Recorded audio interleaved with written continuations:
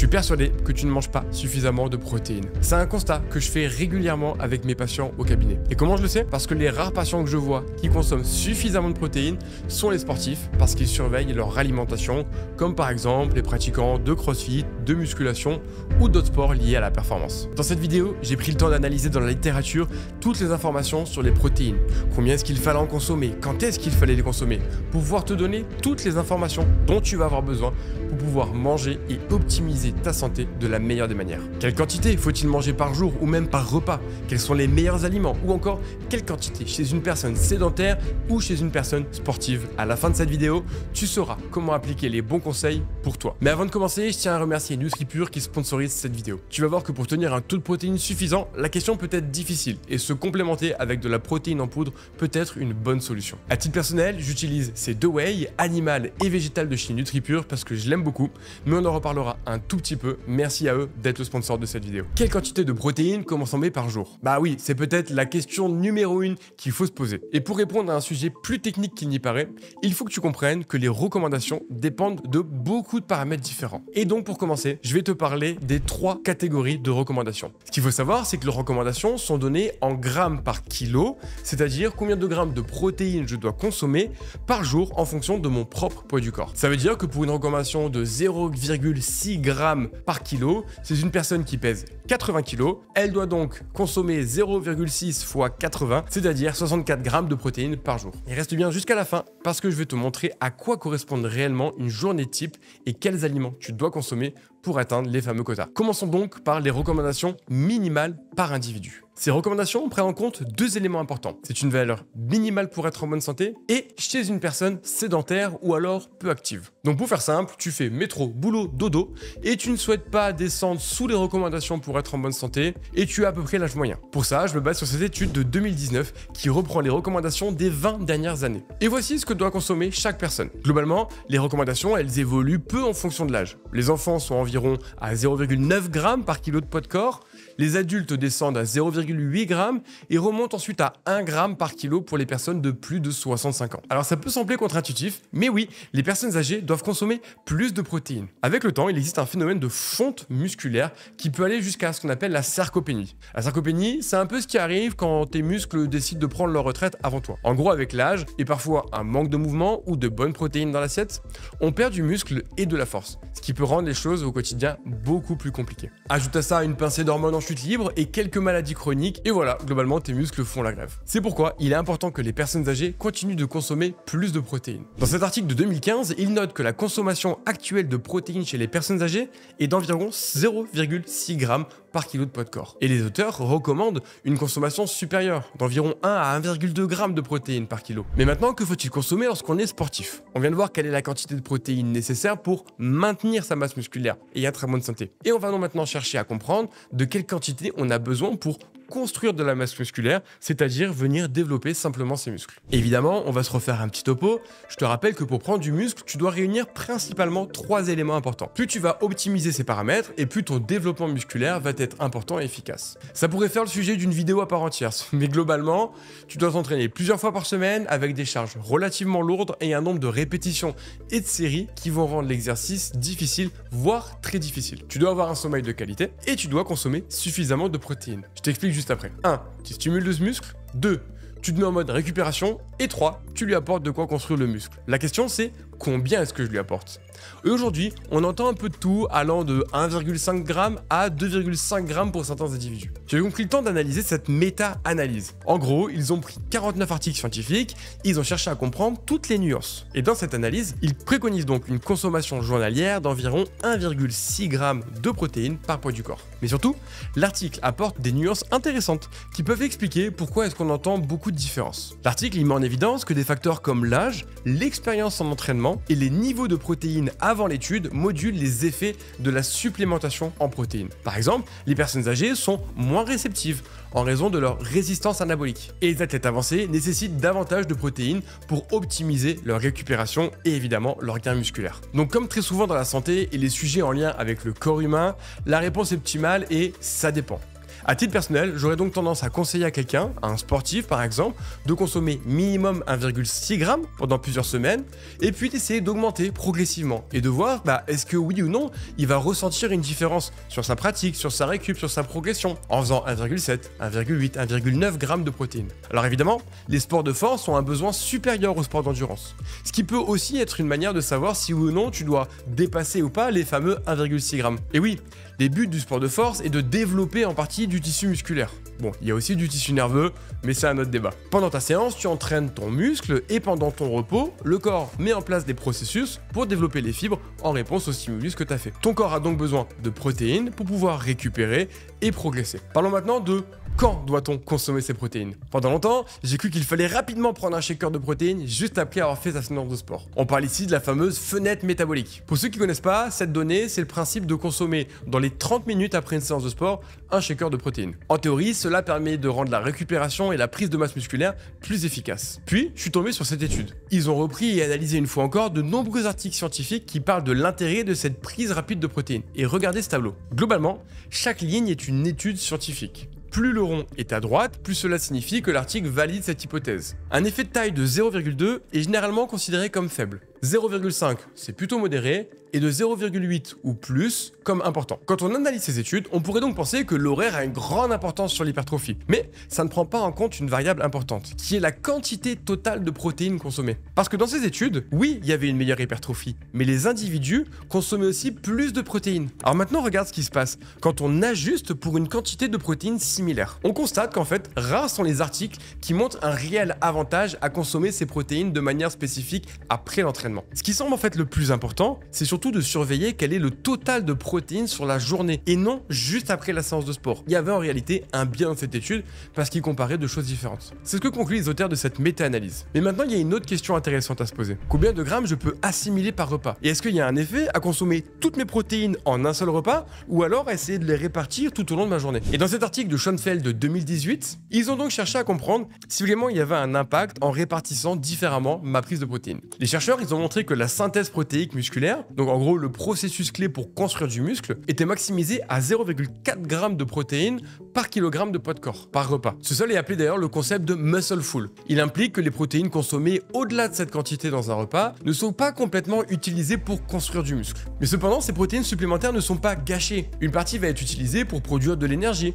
ou alors dans d'autres processus nécessaires au bon fonctionnement de ton corps. Il faut aussi noter une nuance très importante. Les protéines ne sont pas digérées immédiatement.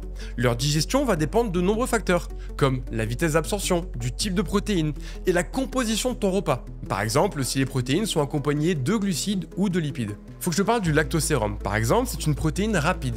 Elle est absorbée en 2 heures pour une dose de 20 grammes.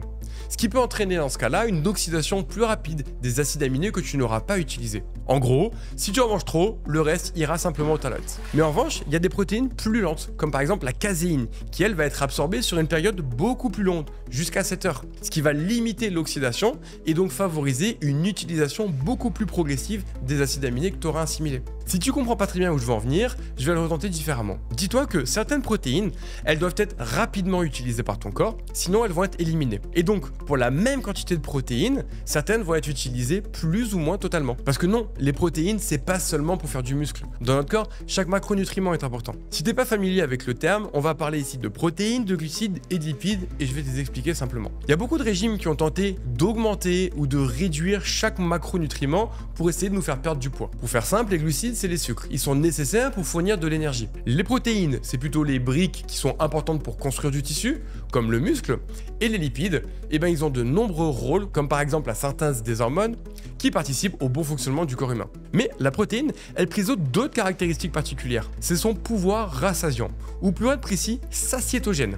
Merci d'ailleurs Charles qui m'a repris là-dessus. Ça signifie qu'en mangeant des protéines, la sensation de faim est plus rapidement réduite et sur du plus long terme. Si tu manges 300 ou 400 grammes de légumes, tu auras l'impression que ton ventre est bien rempli. Ça, c'est le côté rassasiant. Mais assez rapidement, tu vas avoir envie de manger à nouveau. De la même manière, si tu as déjà entendu genre t'as faim, bois de l'eau, avec de l'eau, tu vas remplir ton estomac, tu vas être rassasié.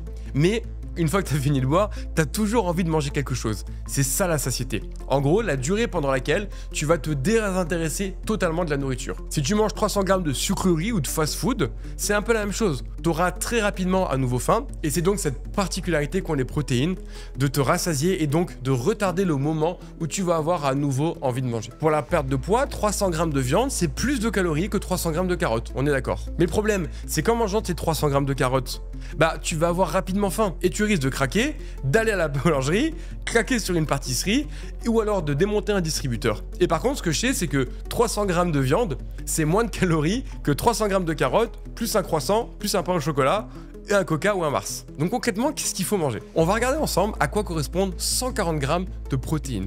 Parce que comme je te l'ai déjà expliqué, 140 g de protéines, ça veut pas dire 140 g de viande. Et on va donc prendre l'exemple d'un bel homme sportif d'environ 80 kg.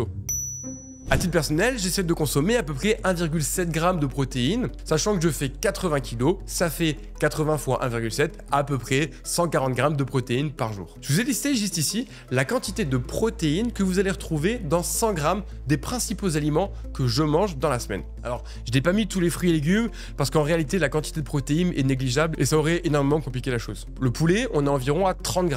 Le lieu noir, poisson, 23 g. Les œufs que je mange le matin, 13,8 g. L'anticorail, légumineuses, 27 g. Les pois chiches légumineuses, 20 g. Les flocons d'avoine pour le petit-déj ou pour le goûter, 13 g. Le beurre de cacahuète, 25 g. Et la whey que je consomme régulièrement, 80 g. Maintenant, voici les mêmes dosages, mais en fonction des quantités que je mange par aliment. Parce que je ne mange pas 100 g de tous ces aliments à chaque fois. Le poulet, 45 g, parce que j'en prends 150 g par repas. Le lieu noir, même chose, 150 g par repas, 34,5 g. Les œufs, en général, j'essaie d'en manger 3 et on considère qu'un œuf fait à peu près 60 g, ça fait 180 g d'œufs. Les lentilles-corail, 70 g pesés crus, évidemment beaucoup plus une fois que ça a été cuit. Même chose pour les pois chiches. Les flocons d'avoine au petit déjeuner, j'en prends à peu près 80 g. Le beurre de cacahuète, 20 g. J'aimerais bien en manger plus, mais c'est trop calorique, donc j'essaie de faire gaffe. Et la whey, en général, quand on prend un shaker ou une scoop, c'est environ 30 g. Maintenant que tu as compris combien de grammes correspondait à chaque aliment et à combien de grammes ça correspondait à chaque fois que j'en prenais, on va regarder ça sur une journée type. Mon petit déjeuner, c'est œufs et flocons d'avoine. Donc 23,8 et 10,5 g. Mon déjeuner, il y a de la viande. Mon goûter ou ma collation, c'est de la whey et du beurre de cacahuète. Et en général, pour mon dîner, ça sera plutôt des lentilles corail. Et on constate qu'on arrive quasiment à la valeur qui est idéale pour moi. Si tu veux retrouver toutes ces informations, sache que je les ai prises sur le site de l'ANSES. Je te remets le lien juste là ou dans la description. Mais ce que tu remarques, c'est que ça m'oblige à chaque repas d'être assez minutieux sur la quantité de protéines que je mange 4 fois par jour avec un goûter, une collation ou un shaker. Et que ce shaker, justement, me permet d'avoir une bonne augmentation de ma quantité totale de protéines dans la journée. Alors je pourrais aussi augmenter ma quantité de protéines en mangeant des produits laitiers. Mais je suis pas un gros fan et je sais que tout le monde ne les digère pas. Mais une fois encore, chacun gère son alimentation comme il le veut. J'essaye aussi à titre personnel de réduire ma consommation de produits animaux. Et c'est pour ça que dans le repas du soir, j'ai mis des légumineuses. Mais malheureusement, c'est pas aussi efficace en termes de quantité de protéines par repas qu'une vraie côte de bœuf. Alors évidemment, ces données elles sont propres à moi, mais je te les montre pour que tu puisses essayer de comprendre sur quelles difficultés on peut avoir lorsqu'on essaye d'obtenir la quantité de protéines nécessaires par jour, et encore plus quand on est sportif. Et c'est pour ça que j'ai commencé ma vidéo YouTube par « Je sais que tu manques de protéines », parce qu'en réalité, on n'a pas tendance à vraiment compter, et dès qu'on commence à faire du sport, évidemment, cette quantité, elle augmente, nos besoins vont augmenter. Évidemment, je te l'ai dit, ça dépend du type de sport que tu fais, et ça dépend aussi du nombre d'entraînements que tu fais par semaine. Mais ça te permet d'avoir un petit peu une moyenne et de pouvoir essayer de ton côté de te dire, tiens, est-ce que oui ou non, je consomme suffisamment de protéines? Il y a une dernière nuance qu'il faut apporter à tout ça. Il y a un point très complexe qu'on appelle la biodisponibilité. J'en ai déjà un petit peu parlé plus tôt, mais pour faire très simple, ton corps n'utilise pas toutes les protéines de la même manière. 20 g de protéines qui viennent des lentilles, du poulet, du lait ou même du soja ne sont pas utilisées de la même manière par ton corps. Comme j'ai tendance à le penser, en fait on s'en va un peu l'air. Je t'explique, j'ai une vision de la santé et du corps qui serait du 80-20. C'est-à-dire en gros, fais du mieux que tu peux 80% de ton temps et avec ça, tu auras un maximum de bénéfices pour ta santé. Donc si déjà tu arrives à atteindre ton quota journalier de protéines, dis-toi que tu auras une grande partie du travail qui sera fait et tu auras quasiment tous les bénéfices pour ta santé. Oui, tu n'auras pas optimisé à 100%. Et bien sûr que moi, je pourrais chercher à viser un 100% avec le grammage parfait en fonction des meilleurs aliments. Si c'est votre objectif dans la vie, je respecte ce choix évidemment, mais pour l'avoir déjà tenté, c'est un mode de vie qui est tellement contraignant, tellement difficile à tenir et qui crée tellement de limites sociales que je préfère avoir une alimentation qui n'est pas parfaite à 100%, mais avec laquelle je peux vivre en pleine santé. Peut-être qu'avec mon exemple, je suis pas à 1,7 mais à 1,5 g de protéines par kilo de poids de corps. Mais vous savez quoi? Je suis persuadé que la différence sur mon corps est infime. Et je sais aussi que je suis déjà dans une optique de santé optimale pour mon corps sur le long terme. Et enfin, il reste une dernière problématique qui est animale. Parce que oui, quand tu regardes ma consommation globale de protéines, il n'y a que mon repas du soir qui prévient du végétal. Alors tu peux aussi compléter avec de la whey et prendre de temps en temps ce que je fais, de la whey à base de pois cassés ou de riz. Mais si on souhaite réduire sa consommation de produits animaux, d'un point de vue écologique, financier ou du bien-être animal, c'est vraiment difficile de tenir la bonne quantité de protéines avec un régime purement végétal. C'est possible, et d'ailleurs j'en avais fait une vidéo YouTube pendant laquelle j'ai mangé végétarien pendant 30 jours. Mais une fois encore, ça demande une charge mentale importante, et c'est un autre débat qui pourrait une fois encore faire le sujet d'une vidéo à part entière. Mais tu comprends donc que manger plus de protéines c'est important pour ta santé ? Pour garder du muscle, la quantité suffisante, ou alors juste pour le bon fonctionnement de ton corps. Réduire sa quantité de protéines, c'est risquer de voir son taux de muscle diminuer, mais aussi augmenter sa satiété. Même si le but de tout le monde n'est pas d'avoir un physique extrêmement musclé, la quantité de muscle est un élément important à prendre en considération pour vieillir en bonne santé, garder son autonomie et surtout limiter un maximum le risque de blessure. Mais ça demande une rigueur et des connaissances qu'aujourd'hui personne ne va nous apprendre. Et j'espère qu'avec cette vidéo, je pourrai t'ouvrir les yeux sur l'importance de ton assiette pour ta santé sur le long terme, mais aussi sur l'alimentation de manière générale. La nutrition reste un sujet très complexe avec de nombreuses interactions qui invitent à beaucoup de prudence quant à la vérité. Donc j'espère que cette vidéo sur les protéines t'a plu. Si c'est le cas, pense évidemment à la liker parce que c'est une vidéo qui me prend beaucoup de temps, travailler la littérature, regarder ce que disent la science sur le sujet. Et d'ailleurs, je tiens à remercier Charles et Vassil qui ont relu cette vidéo pour moi pour être sûr que je n'ai pas dit d'énormes bêtises. Si ça vous intéresse, je vous mets leur compte dans la description. Et évidemment, si tu n'étais pas abonné, bienvenue, je suis Aymeric, kiné et ostéopathe. Pense à t'abonner pour ne pas louper les prochaines vidéos. Et en attendant, je te partage deux autres vidéos que tu vas pouvoir regarder. Celle-ci où je te partage une alimentation végétarienne pendant 30 jours et comment j'ai pu tenir un maximum mon taux de protéines. Et celle-ci où on va parler plutôt de l'alimentation anti-inflammatoire. Bon visionnage.